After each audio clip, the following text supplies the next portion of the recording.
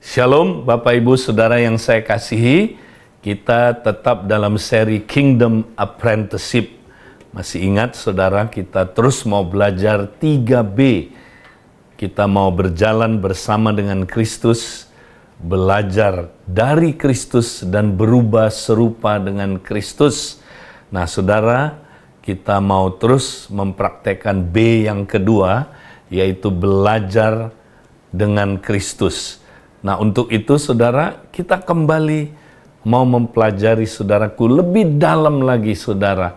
Seperti yang kita sudah belajar dalam Kolose pasal yang ketiga, ayat pertama sampai dengan ayat yang keempat.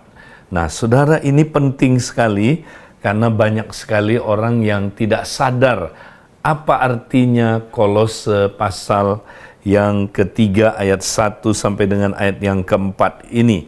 Karena itu kalau kamu dibangkitkan bersama dengan Kristus, carilah perkara yang di atas, di mana Kristus ada duduk di sebelah kanan Allah.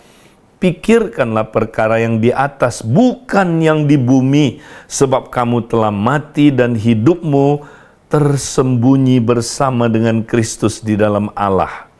Apabila Kristus yang adalah hidup kita menyatakan diri, kelak kamu pun akan menyatakan diri bersama dengan Dia dalam kemuliaan.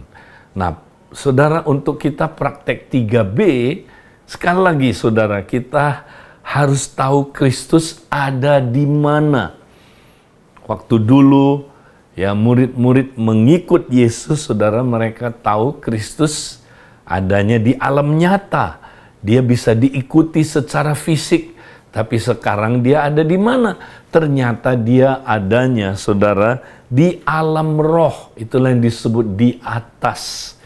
Jadi ini bukan dia ada di sana jauh 2000 km di atas kita. Enggak. Dia ada di atas, di situ maksudnya di alam yang lebih tinggi, Saudara, ya. Dunia yang lebih tinggi, itu sebabnya disebut di atas. Artinya di alam roh. Jadi Kristus ada di mana? Di alam roh. Di mana, Saudara? Di alam roh yang ada di dalam hati kita. Jadi dia berdiam di dalam hati kita, Saudara. Jadi jangan pikir di atas tuh begini, lihat dia ke atas. Bukan begini, Saudara. Dia ada di dalam kita, tapi di dunia roh.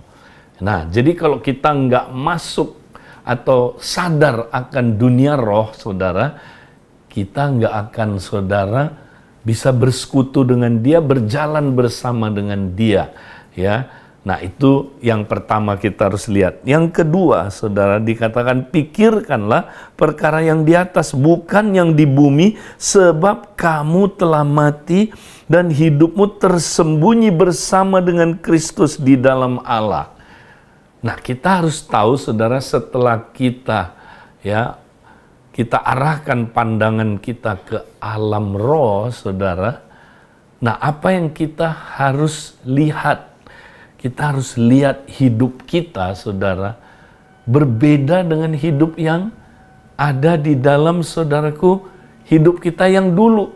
Hidup kita yang sekarang sudah mati, ya, terhadap yang lama, Saudara. Dan hidup yang sekarang ini, perhatikan, Saudara, dia bilang begini, ya, hidupmu sekarang tersembunyi bersama dengan Kristus di dalam Allah. Nah, ini perhatikan. Jadi kita hidupnya sekarang beda, Saudara. Inilah hidup yang baru. Jadi hidup yang baru itu hidup bersama dengan Kristus. Wow, hidup bersama dengan Kristus artinya apa, Saudara?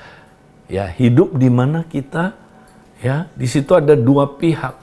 Kristus di dalam kita, kita di dalam Kristus. Hidup bersama Kristus.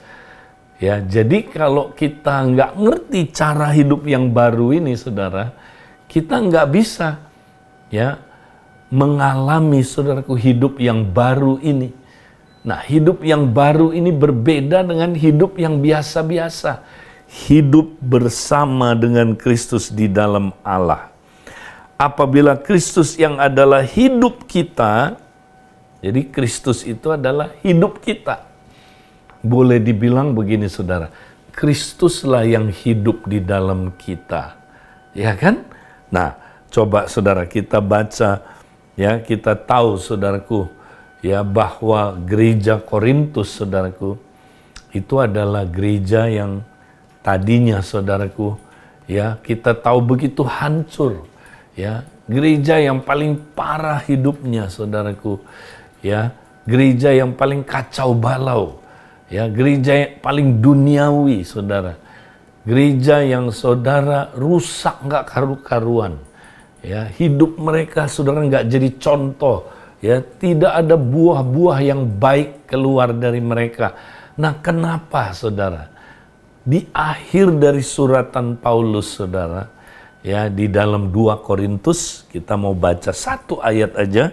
Di dalam 2 Korintus 3 ayat 5, dia bilang begini saudara, ujilah dirimu sendiri, apakah kamu tetap tegak di dalam iman, selidikilah dirimu, apakah kamu tidak yakin akan dirimu, bahwa Kristus Yesus ada di dalam kamu, sebab jika tidak demikian, kamu tidak tahan uji. Nah, ternyata saudaraku, ini rupanya yang menjadi penyebab utama kenapa gereja Korintus saudaraku, gereja yang didirikan oleh rasul yang luar biasa Paulus, tapi rusak, hancur, saudara, nggak karu-karuan, saudara. Ya, kenapa? Ini dia penyebabnya, saudara. Ya, karena Paulus suruh mereka uji dirimu sendiri. Apakah kamu tetap tegak dalam iman? Selidikilah dirimu. Apakah kamu tidak yakin akan dirimu bahwa Kristus Yesus ada di dalam kamu? Nah, ini gereja Korintus, saudara. Ya, mereka rupanya, saudara, ada yang nggak yakin Kristus Yesus ada di dalam diri mereka.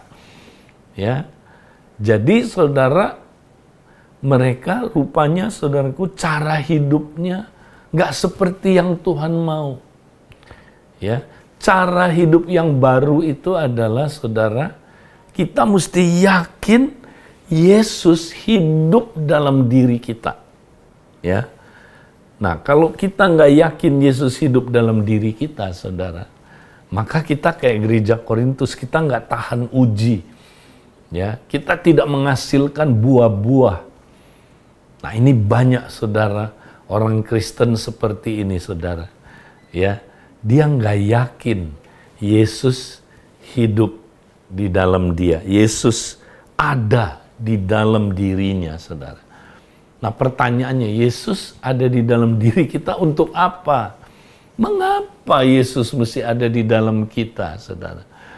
Ya, ini penting sekali, saudara.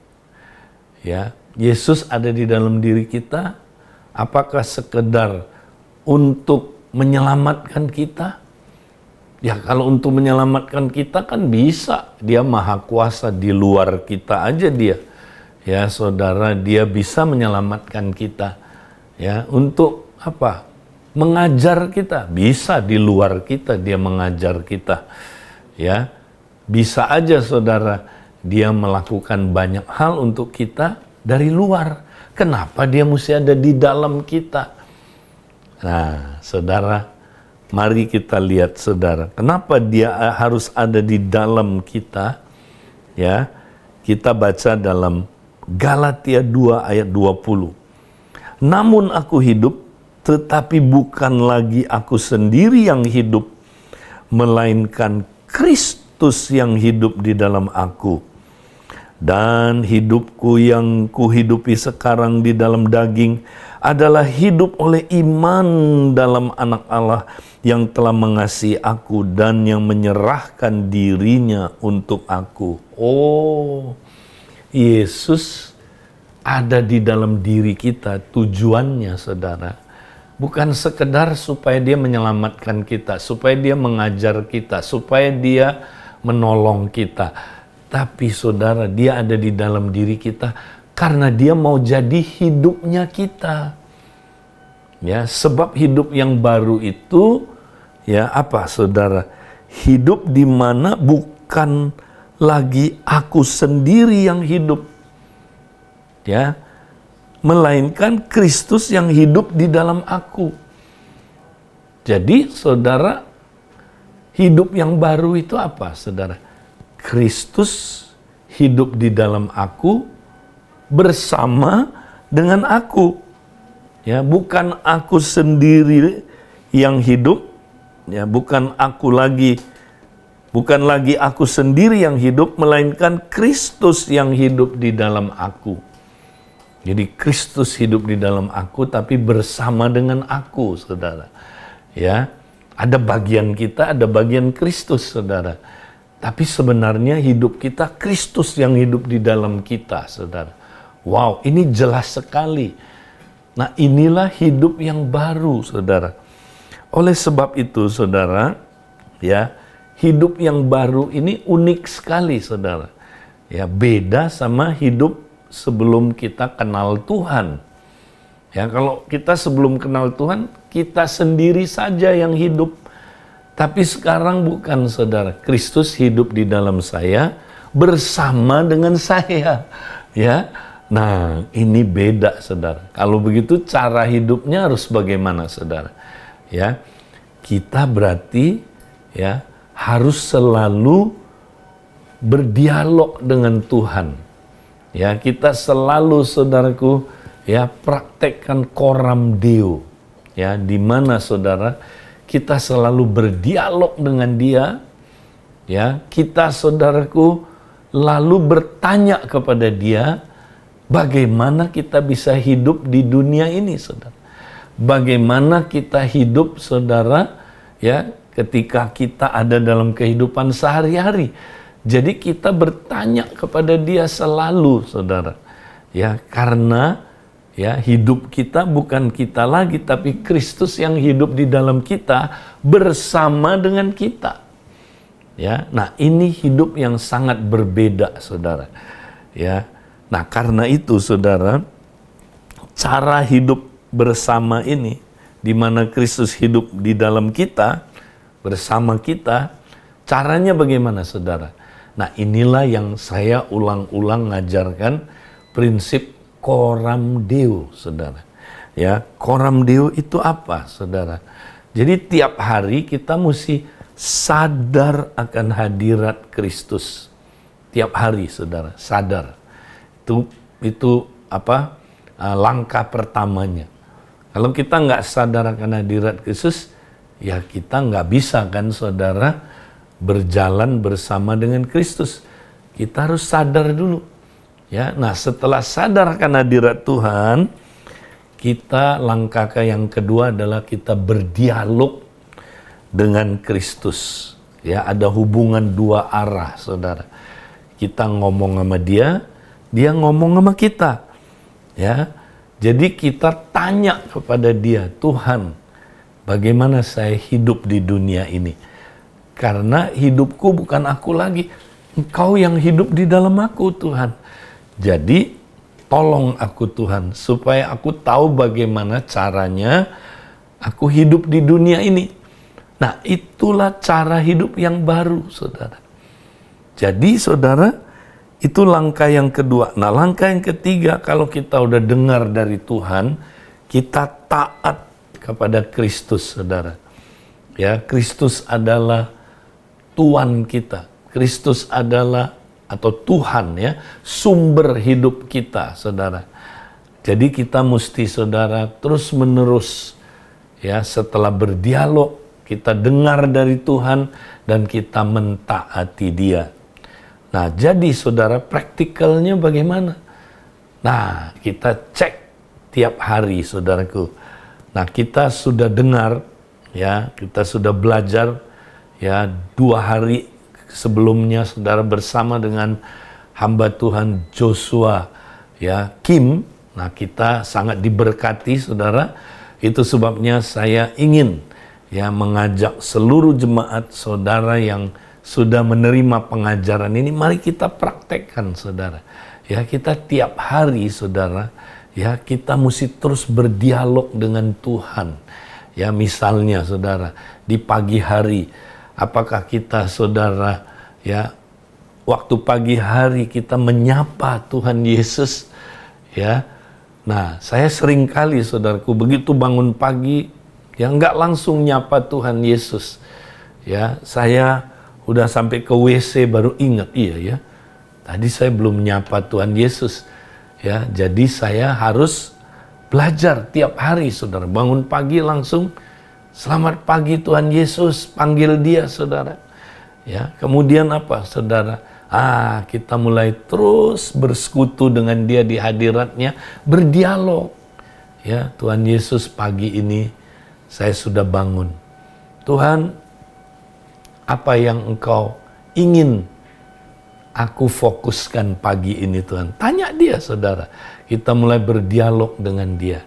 Ya, kemudian nanti waktu kita makan pagi, ya, jangan lupa, saudara, kita berpikir tentang dia, berdialog dengan dia lagi makan, saudara. Ya, kemudian kita mulai mempersiapkan diri, ya, kita, saudara, naik mobil misalnya atau naik motor ke kantor. Kita terus berpikir tentang Tuhan Yesus, berdialog dengan dia, saudara. Ya, ketika kita, saudaraku, sampai ke tempat kerja, nah, kita mulai, saudaraku, berpikir tentang Kristus sementara kita bekerja. Ya, kita tanya dia, saudara. Kita berdialog dengan dia. Ya, itulah Coram Deo, saudara. Praktek terus. Ya, ketika kita, saudaraku, ya, pulang kerja. Ya, ketika kita sampai di rumah kita, apakah kita masih terus berpikir tentang Yesus, berdialog dengan dia dalam hubungan, bahkan, ya, ketika kita ketemu dengan pasangan kita ketemu dengan anak, apakah kita berpikir tentang Tuhan dan kita, saudara, berdialog dengan dia? Ya, apakah kita, saudaraku, bertanya tentang bagaimana Tuhan hubungan saya dengan istri, hubungan saya dengan anak, bagaimana hubungan saya, ya, dengan orang tua saya dan yang lain-lain. Ya, saudara, berdialog terus. Waktu kita senggang, ya, tidak ada siapa-siapa. Waktu kita, saudaraku, ya, misalnya sedang ada di waktu rekreasi, kita juga harus berpikir tentang Tuhan. Sehingga waktu kita menonton medsos, ya, ataupun menonton hiburan-hiburan, kita, saudaraku, tetap tinggal di hadiratnya, Coram Deo. Kita terus, saudara, berpikir tentang Yesus. Dan bahkan sementara kita nonton, saudara, kita boleh berdialog dengan Tuhan Yesus. Dan itu seharusnya kita lakukan, ya, sehingga, saudara, waktu kita melihat tayangan-tayangan yang sensual, tayangan-tayangan yang, saudara, ya, yang benar-benar bisa membuat kita tergoda untuk jatuh dalam dosa, kita nggak sempat jatuh dalam dosa. Ya, kita sambil, saudaraku, melihat medsos, kita harus terus, saudaraku, berdialog dengan Tuhan Yesus. Supaya apa, saudaraku? Supaya pikiran-pikiran dunia tidak menguasai kita, tidak, saudaraku, membuat kita akhirnya, saudaraku, tercemar. Masih ingat minggu lalu kita membahas tentang, ya, kecemaran. Itu adalah kenajisan. Pikiran Kristus dicemar oleh pikiran-pikiran dunia ini, saudara. Nah, kita terus, saudara. Bahkan sampai kita nanti, saudaraku, pulang di rumah udah, ataupun, saudaraku, kita sudah, ya, mau istirahat, kita masih terus praktek, saudaraku, berdialog dengan Tuhan Yesus. Ya, sampai akhirnya, saudaraku, kita tertidur di hadiratnya. Wah, sampai mimpi pun kita, mimpinya apa, saudara? Ada dialog dengan Tuhan. Ya, ada orang mimpinya, saudara, wah, bukan dialog ketemu Tuhan, lagi nyembah Tuhan, lagi ngobrol-ngobrol sama Tuhan, saudara. Mimpinya dikejar utang, ya, saudara. Mimpi setan, aduh, saudara. Ya, karena dia enggak tidur di hadirat Tuhan. Nah, itu sebabnya, saudara, mari kita semangat praktekkan terus, saudaraku, cara hidup yang baru ini. Ya, ingat, kita terus praktek coram Deo, saudaraku. Ya, kita mau terus sadar akan hadiratnya, berdialog dengan Kristus, taat kepada Kristus setiap hari. Tuhan memberkati kita. Amin.